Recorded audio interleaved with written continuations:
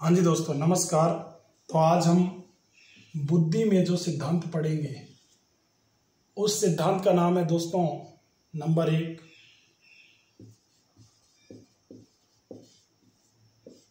प्रतिदर्श। प्रतिदर्श या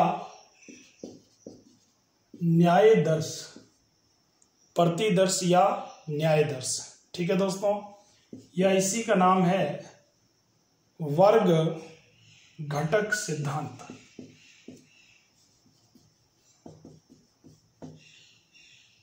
ठीक है दोस्तों, वर्ग घटक सिद्धांत। अब देखो कि इस सिद्धांत के एक और नाम है, इसे नमूने का सिद्धांत भी कहते हैं। ठीक है दोस्तों। अब देखो इस सिद्धांत को प्रतिपादक कौन है इसके, तो लिखो इसके प्रतिपादक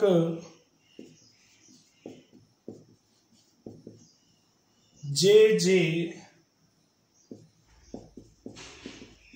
थॉमसन है दोस्तों। इसके प्रतिपादक कौन है? J Thomson. ओके दोस्तों। अब देखो कि ये अमेरिका के रहने वाले थे और इन्होंने यह सिद्धांत 1955 ईस्वी में दिया था। ठीक है दोस्तों। इस सिद्धांत में होता क्या है, इसके लिए क्या आप याद रखना बात, समग्रता निर्धारण करने के लिए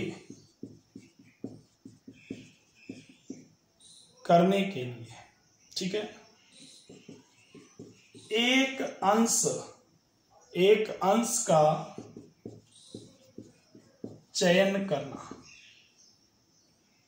इसे क्या कहते हैं दोस्तों? प्रतिदर्श कहते हैं।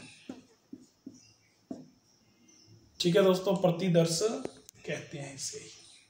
ओके दोस्तों, यहां तक बात समझ में आई? इसे ही क्या कहते हैं? प्रतिदर्श।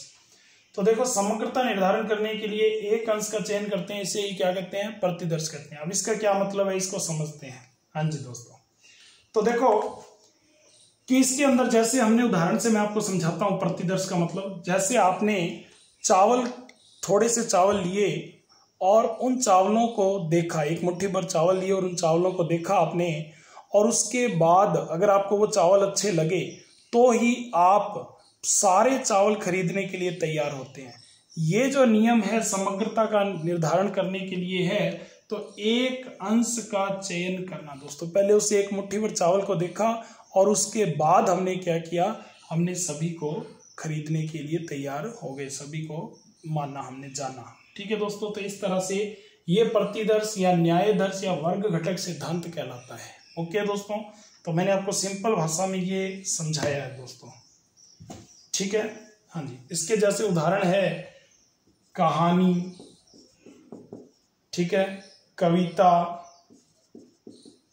ओके, आदि में परस्पर संबंध होता है। जैसे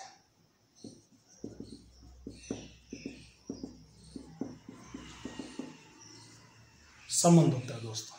ठीक है, क्योंकि कहानी के अंदर हम पहले एक अंश की बात करते हैं और फिर पूरी कहानी सुनाते हैं।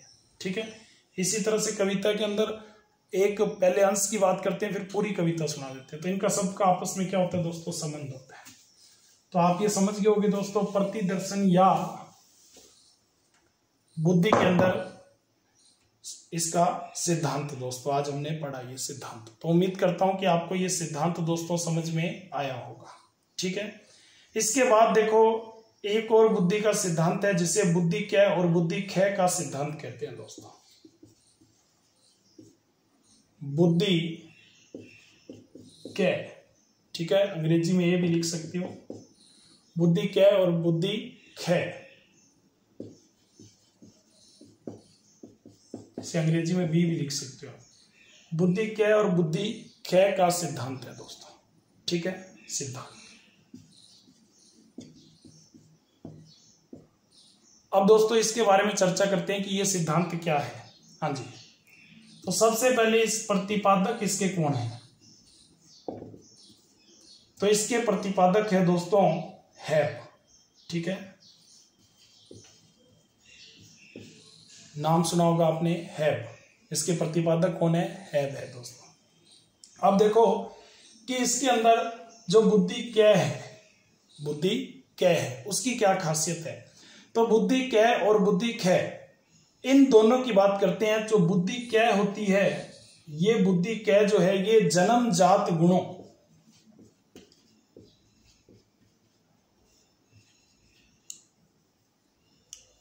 जन्मजात गुणों दोस्तों, ठीक है, जन्मजात गुणों का समावेश होता है इसमें।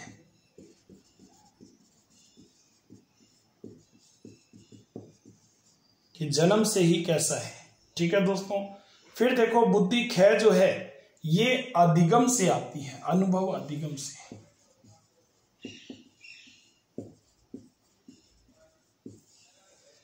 ये जन्मजात नहीं होती है दोस्तों, ये अधिगम और अनुभव से आती है, ठीक है, यानी कि आप इसको अर्जित करते हैं दोस्तों। ओके, अब देखो कि ये दो प्रकार की पहले बात की गई, बुद्धि क्या और बुद्धि ख, ठीक है। इसके बाद दोस्तों आगे सुनना, हाँ जी, कै व ख से मिलकर गै तत्व उत्पन्न होता है। जब कै और ख मिलता है, ठीक है, तो गै तत्व उत्पन्न होता है।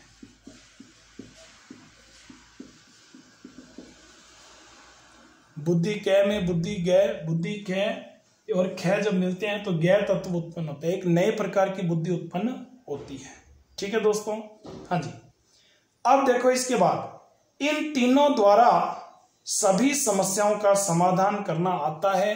ये बुद्धि क्या हो जाती है? एक विशिष्ट बुद्धि, ठीक है दोस्तों। वातावरणीय घटक का समावेश होता है इसके अंदर। गै के अंदर क्या होता है दोस्तों? वातावरण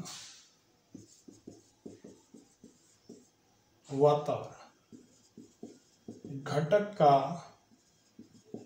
समावेश होता है दोस्तों, ठीक है, वातावरण घटक का समावेश होता है, ठीक है। तो अब इस बुद्धि से होता क्या है, तो वो आप नोट कर लो दोस्तों कि इस बुद्धि से क्या होता है। इन तीनों के द्वारा, यानी कि कै ख और गै, इन तीनों के द्वारा इन तीनों के द्वारा व्यक्ति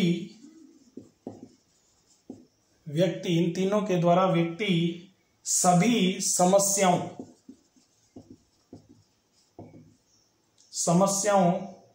का समाधान करता है, ठीक है दोस्तों। इन तीनों के द्वारा व्यक्ति क्या करता है? सभी समस्याओं का समाधान करता है, ठीक है दोस्तों। यहां तक आपको ये ओके है। अब देखो इसके बाद ऐसा ही एक बुद्धि का और सिद्धांत है, लेवल फर्स्ट व लेवल सेकंड। ये भी एक बुद्धि का सिद्धांत है दोस्तों, लेवल फर्स्ट और लेवल सेकंड। इसमें देखो, इसको लेवल फर्स्ट को प्राथमिक बुद्धि भी कहते हैं,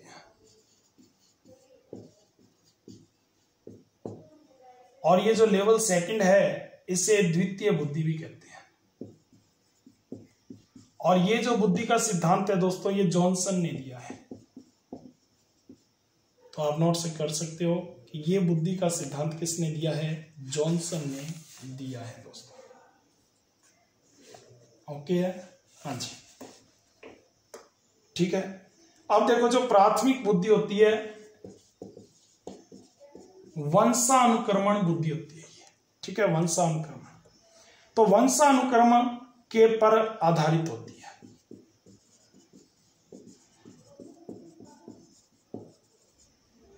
ओके दोस्तों।